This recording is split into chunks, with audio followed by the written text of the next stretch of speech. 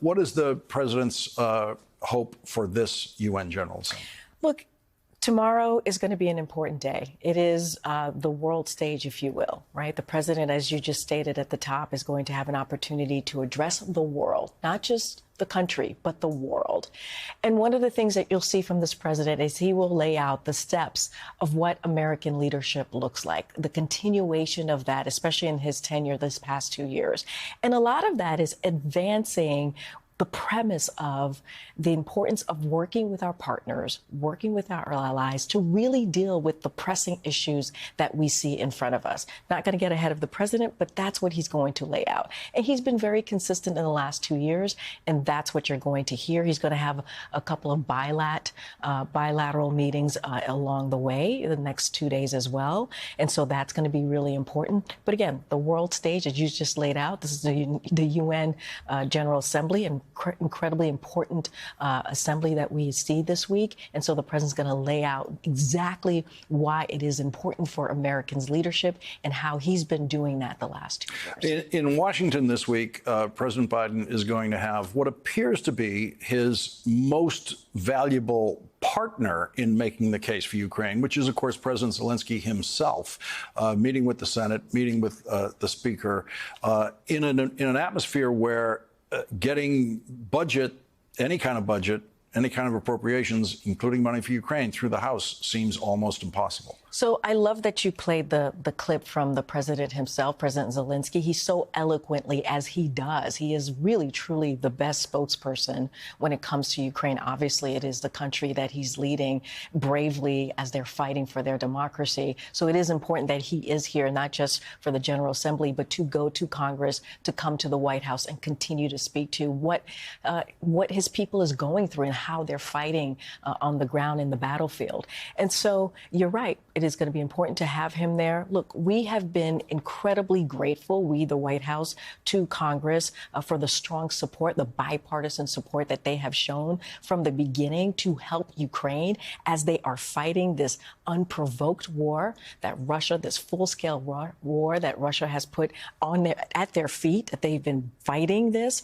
And because of the support that we have provided, because of the support of the allies and partners, and let's not forget, because of the leadership of this president, Ukrainians have been able to really have some success on the battlefield, and that has been incredibly important. So we believe that that's going to continue, and we're glad to have that conversation or to see President Zelensky, and he's going to speak directly to that clearly in Congress and tomorrow as well. It is really striking that he's actually going to be here in New York doing this, is here in New York now. Because as we saw at the beginning, the best he was able to do was a sort of Zoom appearance in any foreign-speaking situation. But it's one of the proofs of how solid the Ukraine defense of the country is that he can leave the country this way and come here. Well, as we have said, and the president has said this, they have been fighting so bravely. In a way that has surprised the world, that they have been able to stand up to Russia and their forces in this, again, brutal war, this unprovoked invasion of their country. And we have been in awe of them. And that's what you see from President Zelensky when he speaks about it in such a passionate way. I mean, they are fighting for their freedom. They are fighting for democracy. And it is important that we watch and we support what they're doing. He laid it out really eloquently, President Zelensky, at the top of the segment of why this is important for us to care. Why is it important for all of us, our partners, our allies, and Americans to care about this war? Because democracy is on the line. And so we are going to support them as long as it takes. And we're going to continue to have those conversations in Congress and hopefully continue to see this strong bipartisan support. When President Biden reached a deal on the debt ceiling with Speaker McCarthy, it was designed to avoid any possible government shutdowns, any breaks in government funding going forward over basically a 2-year period. Not all Republicans in the House accepted that deal and are trying to violate it now. So you are facing the prospect of the president possibly having to sit down with Kevin McCarthy again in a one-on-one or in those White House summits, so to speak. But he'll be sitting there with a speaker who has now said he wants to impeach this president. And let me just say, it is a no evidence impeachment inquiry. It is baseless. There's no evidence. Even Republicans in Congress have said there's no evidence. It doesn't exist. And so that's the thing that the American people need to also realize. There is nothing there. But just step back for a second. A deal is a deal. We made a deal, a bipartisan deal. And Congress, they voted on it. They voted on it. They voted on it. And you know this, Lawrence, you worked on the Capitol. You know how this works.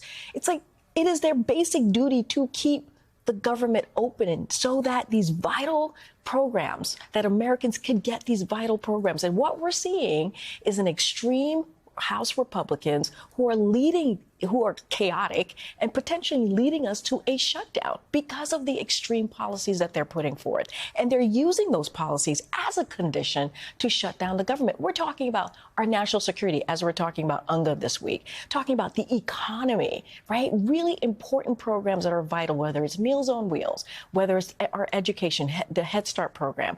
These are really important. Paying our military forces.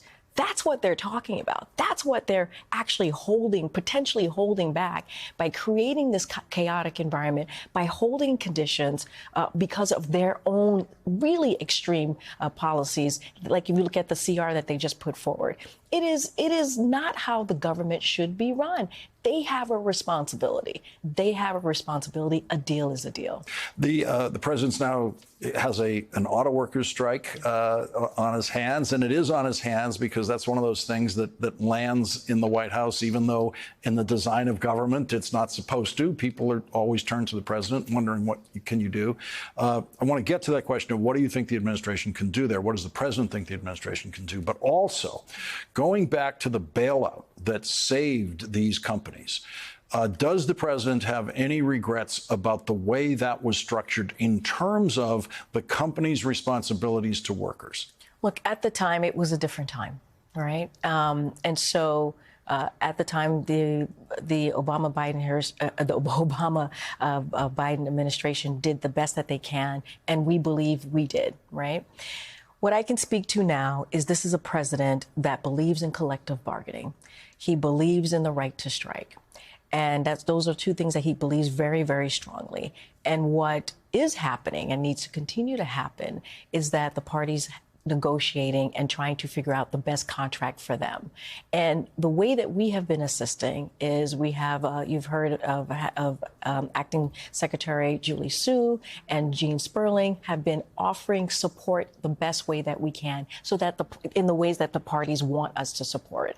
And so the president's going to continue to say he supports workers. He wants to make sure that we create middle class, good paying middle class jobs, right? It is important that UAW is at the center as we're building as the auto industry continues to grow, and they have to be at the center of that. But we need to continue to grow good middle class jobs. That is Bidenomics. That's what the president wants to see. And we are there to assist in any way that is needed. But obviously the negotiations are going to happen between the parties.